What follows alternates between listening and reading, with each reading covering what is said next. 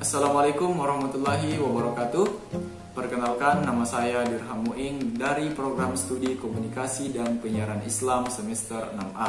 Pada video kali ini kita akan membahas tentang kepemimpinan dalam manajemen dakwah. Adapun poin-poin yang akan kita bahas pada kesempatan kali ini, yang pertama, pengertian kepemimpinan manajemen dakwah, yang kedua, karakteristik pemimpin dakwah, dan yang ketiga, cara pemimpin untuk mengembangkan kemampuan para dai.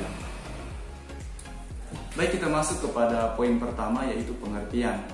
Jadi apa sih sebenarnya itu kepemimpinan dalam manajemen dakwah? Sebelum kita mendefinisikan hal tersebut, terlebih dahulu kita pahami dulu apa yang dimaksud dengan kepemimpinan dan manajemen. Ya, jadi kepemimpinan ini, untuk memahami tentang kepemimpinan, kita perlu membedakan yang mana disebut dengan pemimpin, pimpinan, dan kepemimpinan. Jadi pemimpin itu adalah seseorang yang dapat mempengaruhi orang lain dengan kewibawaan dan komunikasinya untuk mencapai suatu tujuan. Nah, kemudian kalau pimpinan itu adalah orang yang mengepalai dan harus ditaati secara hierarki. Sedangkan kepemimpinan itu adalah kemampuan dan keterampilan seorang pemimpin dalam memimpin suatu organisasi, satuan kerja, atau lembaga. Jadi itu yang dimaksud dengan kepemimpinan.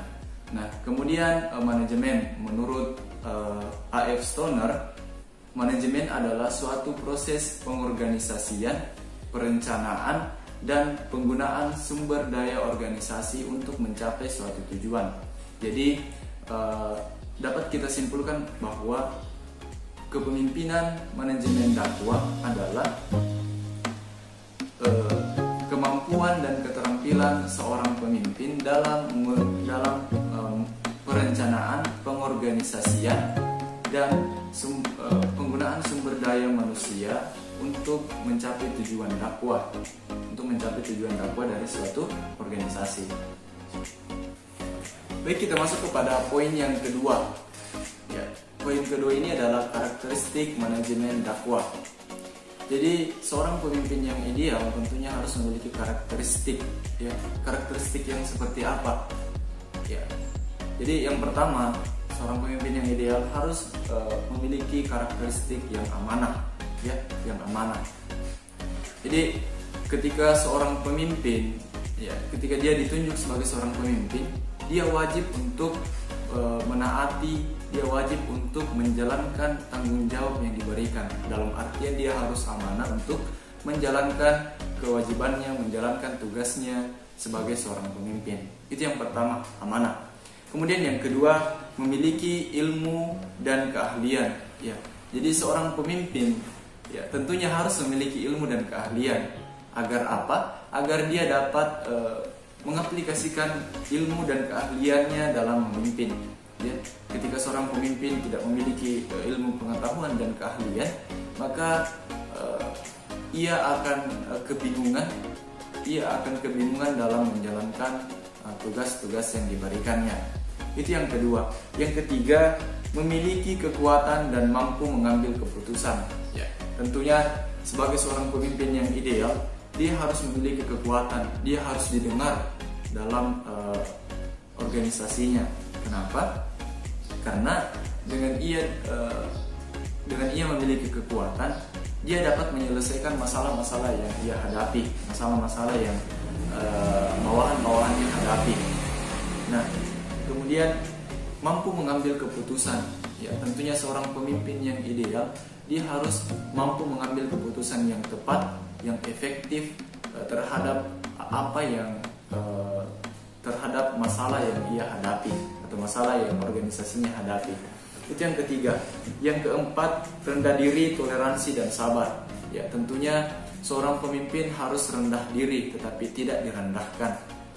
Dia harus sabar dalam menjalankan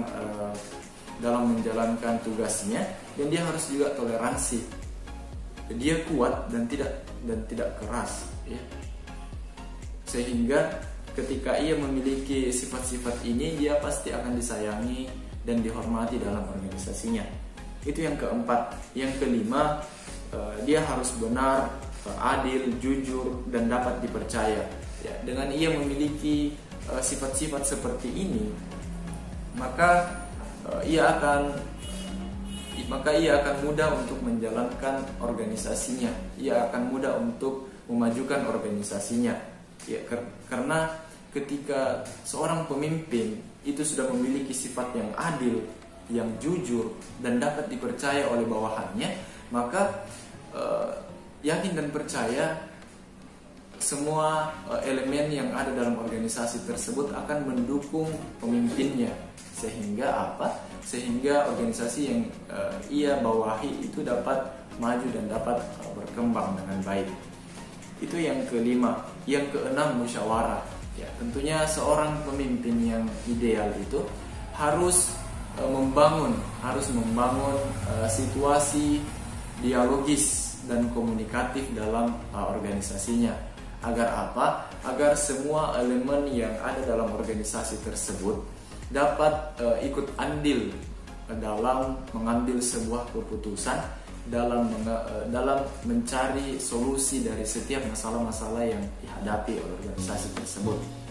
Itu yang keenam. Yang ketujuh, cerdik dan memiliki wawasan yang luas. Ya, tentunya seorang pemimpin harus cerdik dan memiliki wawasan yang luas. Agar apa? Agar pemimpin ini dapat mengetahui situasi dan kondisi yang akan ia hadapi ke depannya, sehingga ia dapat meminimalisir setiap masalah-masalah yang akan ia hadapi. Ia akan lebih peka terhadap situasi dan kondisi yang akan ia hadapi. Itu beberapa karakteristik yang harus dimiliki oleh seorang pemimpin agar bisa dikatakan sebagai pemimpin yang ideal. Baik, kita masuk kepada pembahasan yang ketiga, yaitu cara positif pemimpin untuk mengembangkan kemampuan seorang dai. Jadi setidaknya ada 4 cara yang mesti dilakukan oleh seorang pemimpin untuk mengembangkan kemampuan dai-dainya. Apa saja? Yang pertama, seorang pemimpin harus memiliki waktu yang cukup, ya, harus memiliki waktu yang cukup untuk melakukan perencanaan dan pelatihan untuk para dai-dainya. Kemudian yang kedua, mengikuti program pelatihan dakwah tersendiri. Kemudian yang ketiga, seorang pemimpin harus menyediakan bantuan logistik dan prasarana-prasarana yang dibutuhkan untuk pengembangan kemampuan dai. Yang keempat, seorang pemimpin harus memiliki kebijakan-kebijakan untuk mengenali dan menghargai para dai-dainya untuk berkembang. Itu yang keempat. Baiklah teman-teman sekalian, itulah materi kita pada video kali ini, yaitu kepemimpinan manajemen dakwah. Cukup sekian yang dapat saya sampaikan, semoga ada manfaatnya. Saya akhiri dengan ucapan wassalamualaikum warahmatullahi wabarakatuh.